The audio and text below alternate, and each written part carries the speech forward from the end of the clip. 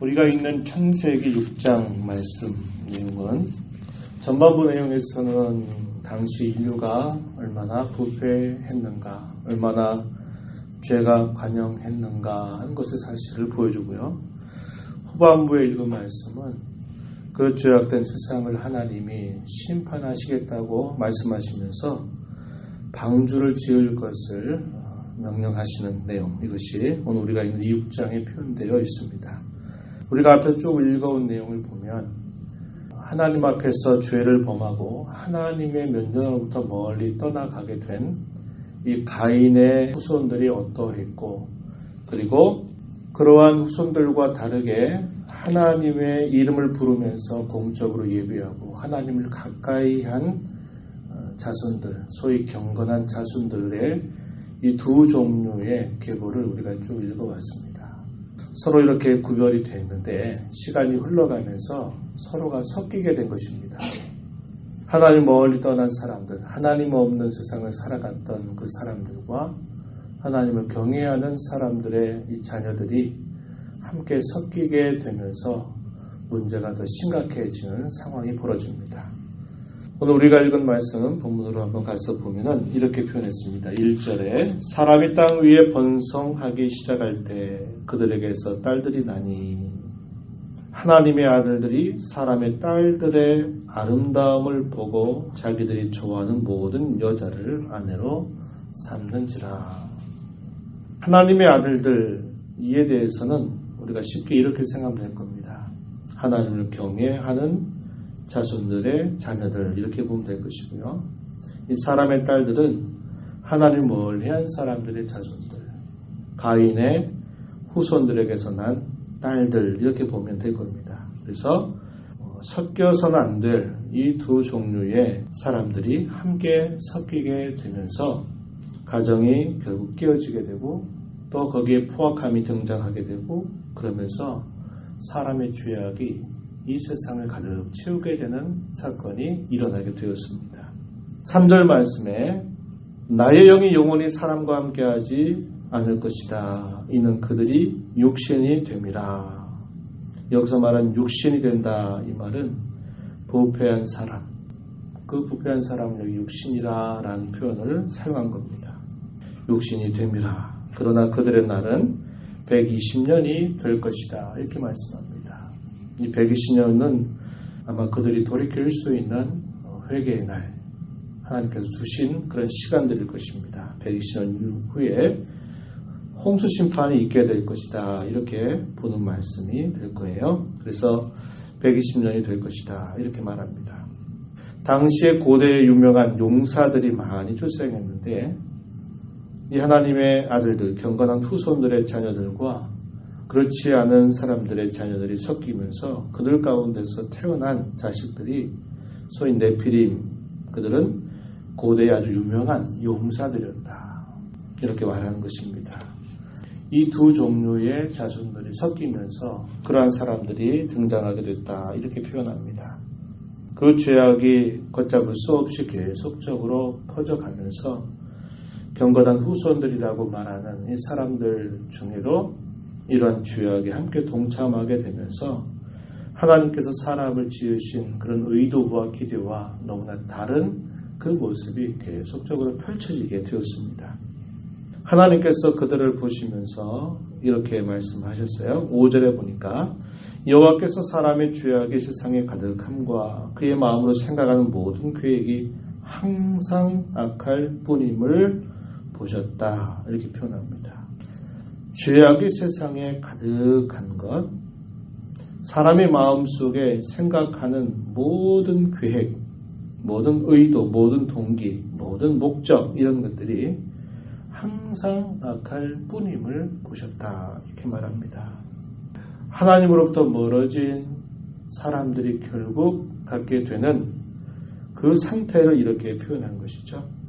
이거 다르게 뭐라고 말하냐면 의지의 타락이다, 이렇게 말합니다. 무엇인가를 하고자 하는 바, 무엇인가를 계획하는 것, 그래서 항상 어떤 생각하고 무엇을 하든지 간에 하나님 보실 때 그것이 항상 하나님을 향해서 가는 게 아니라 오히려 반대로 항상 악을 향해서 기울어지게 되는 모습, 이게 전적으로 부패한 모든 사람들의 모습임을 우리에게 가르쳐줘요.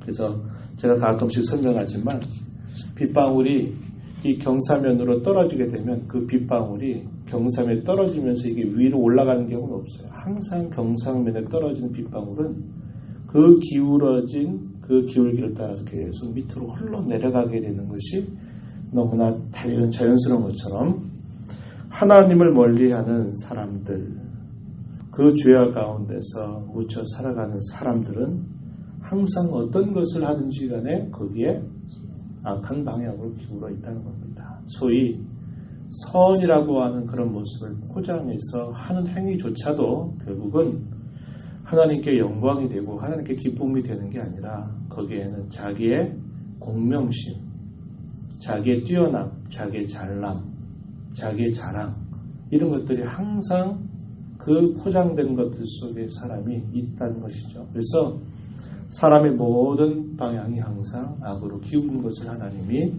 보셨다 이렇게 말합니다.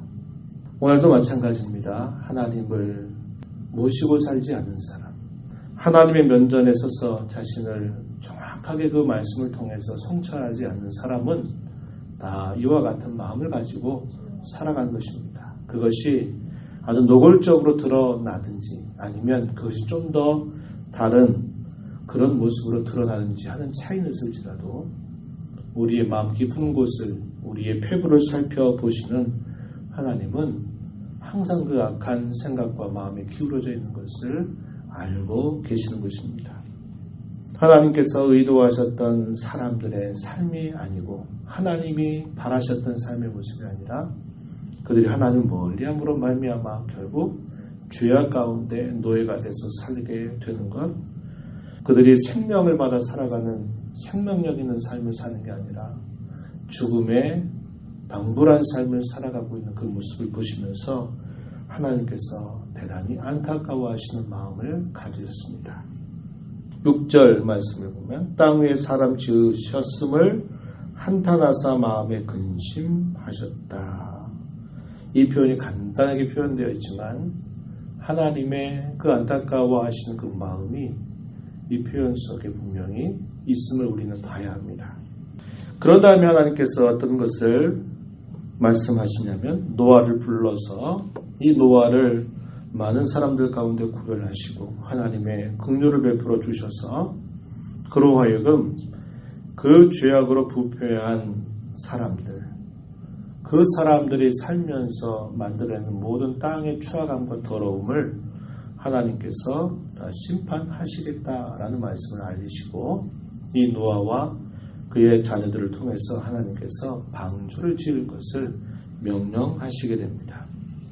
노아에 대해서는 이렇게 말했습니다. 8절에 보면 여호와께 은혜를 입었더라 이렇게 표현했고 9절에서는 의인이고 당대의 완전한 자다 이렇게 표현했습니다. 하나님과 동행하는 사람이었다 이렇게 표현했습니다. 그리고 그 부패하고 죄로 인하여 타락한 그 세상을 하나님께서 심판하실 것을 말씀하시죠.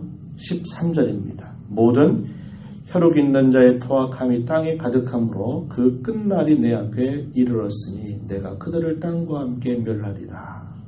사람들은 여기에 항상 강조점을 둬요. 하나님은 그렇게 세상을 만드시고 선하신 분이라고 이야기하면서 왜 하나님은 그 만드신 사람들을 그렇게 무자비하게 죽이려고 하느냐? 하나님은 너무나 포악하지 않냐? 이렇게 사람들은 생각하고 불평을 늘여놓습니다. 근데 우리가 성경 읽을 때 조금 전 우리가 봤던 것처럼 사람 지으셨음을 한탄하셨다, 마음에 근심하셨다 하는 이 표현을 우리는 더 주의 깊게 봐야 합니다.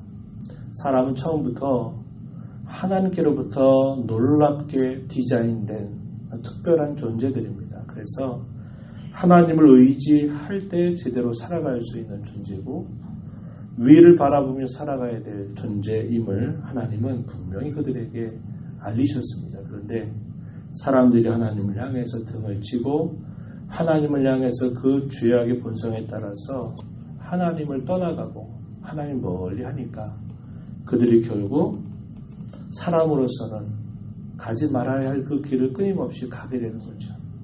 짐승과 다를 바 없는 그런 삶을 살아가고 있는 겁니다. 시편 말씀에 그런 말씀이 있죠.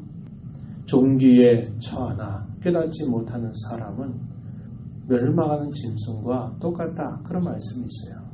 사람이 그 하나님을 지으신 하나님을 떠나가게 될 때 하나님은 그 사람들의 그런 부패한 모습을 참으로 안타까워하고 마음 아파하신 것입니다. 그리고 그들의 죄악을 도말하시기 위해서 하나님은 심판이라고 하는 걸 통해서 그들을 새롭게 하시기를 원하셨던 것입니다. 그리고 하나님은 이 노아를 불러서 방주를 만들 것을 말씀하시죠. 14절에 보면 고페르나무로 너를 위해서 방주를 만들어라. 3층으로 만들고 거기에 창을 낼 것을 말씀합니다. 크기 정도로 오늘날의 크기로 환상을 하면 약 축구장 정도 그런 정도의 크기로 큰 배를 만들 것을 이야기하십니다.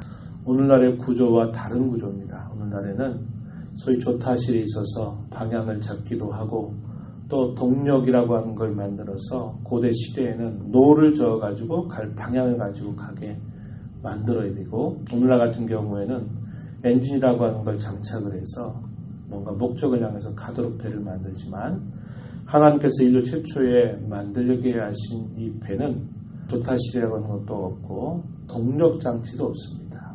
그것은 하나님께서 이끌어 가시는 대로 하시겠다 하는 것을 보여주시는 것이죠. 그래서 그 방주를 만들게 명령하시고 내가 너와는 언약을 세울 것이다 라고 말씀하시면서 너와 너의 모든 자녀들 그리고 생명에서 번성할 수 있는 암수들을 구별해서 그 방주 안에 들어가게 하신 것입니다. 그리고 노아는 어떻게 했느냐? 하나님의 명령에 따라서 다 준행하는 모습을 보여줍니다. 이것이 마지막 절 22절에 노아가 그와 같이 하여 하나님이 자기에게 명하신 대로 다 준행하였다 이렇게 표현하고 있습니다. 우리가 여기서 보는 것은 그겁니다. 아까도 초대에 말씀드렸던 것처럼 경건한 후손, 하나님을 섬기는 후손들과 하나님 멀리한 사람들의 후손들이 함께 섞이면서 구별이라고 하는 게 사라지게 되면서 죄악이 온 생을 가득 채우게 되었다 이야기합니다. 구별이 없어지고 하나로 모아져 버린 그 사람들을 하나님께서 물 심판을 통해서 그들을 다시 구별하시려고 하는 것이죠. 그리고 그 구별을 위해서 하나님은 방주라고 하는 특별히 만드는 그 배를 통해서 그 일들을 하나님이 이루실 것을 계획하실 것입니다. 이러한 말씀은 오늘 우리에게 무엇을 가르쳐 주느냐? 하나님의 자녀들은 구별된 백성이다. 구별된 삶을 살아야 될 자들이다 하는 것을 우리에게 분명하게 가르쳐 주고 있습니다. 또한 한편으로 우리가 확인하는 것은 노아의 순종을 우리는 보게 되죠. 히브리서는 이 노아의 이러한 하나님 말씀에 대한 순종을 두고 당시에 세상을 정죄하고 믿음을 따르는 의의 상속자가 되었다 이렇게 표현합니다.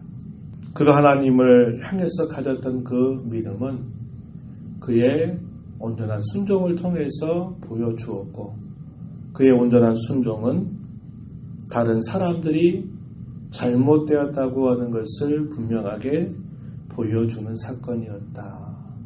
옛날에 개혁성경에서는 의의 후사라는 말을 사용했는데 개혁개정에서는 의의 상속자가 되었다 이렇게 표현하고 있는 겁니다. 방주를 짓는 동안 얼마나 많은 사람들이 노아를 비난하고 그를 조롱하고 그를 박해했을 것인가 우리는 충분히 상상할 수 있습니다. 땅에 비가 그렇게 내려본 적이 없는 그곳에 더더군다나 높은 지역에다가 하나님의 말씀을 따라서 고페르나무를 가지고 그 안에 역청을 칠하면서 그 배를 만들고 하나님께서 물로 이 죄악을 다 심판하시겠다고 말씀했으니 이 심판을 준비해야 된다라고 노아가 말하지만 사람들은 그 말에 귀를 기울이지 않습니다. 그런 일이 여태까지 한 번도 있었던 일이 없었다. 그게 말이 되느냐? 그런 일은 있을 수 없다 라고 말하면서 이 노아의 가족들을 얼마나 많이 박해하고 했을지 몰라요.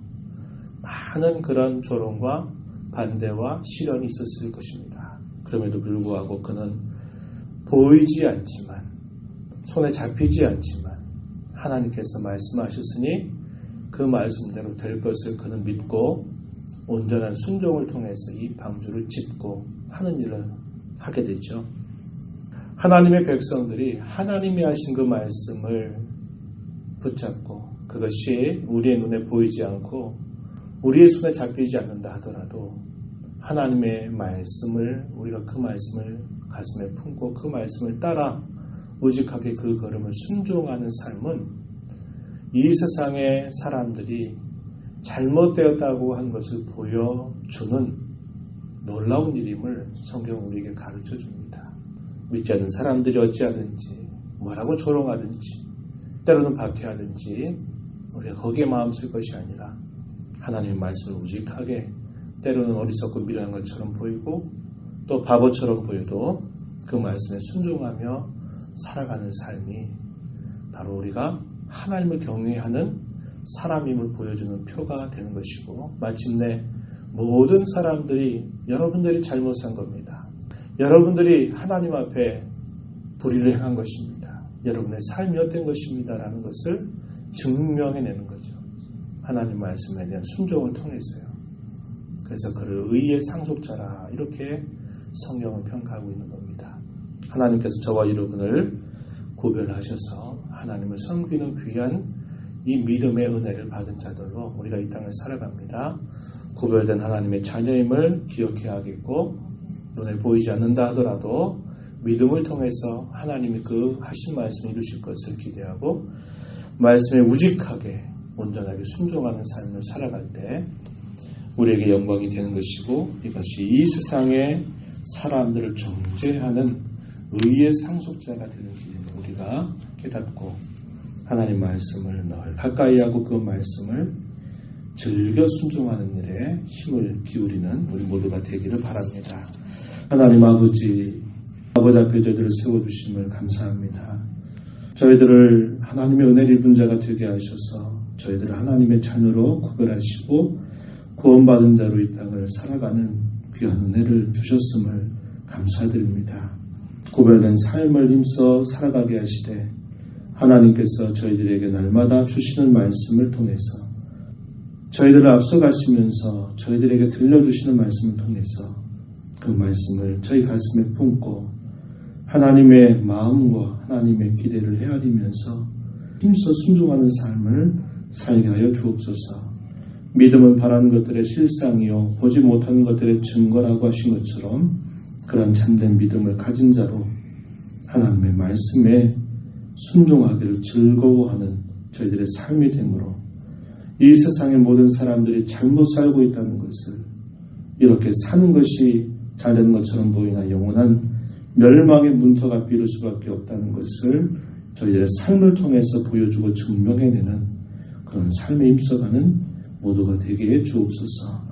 은혜의 보호자 앞에 나와서 간구하는 모든 심령들을 용납하시고 간구의 귀를 기울여 주시고 성령께서 저희에게 음성 들려주셔서 힘써 순종하며 사는 복된 날 되게 해 주옵소서. 예수님 이름으로 기도하옵나이다. 아멘.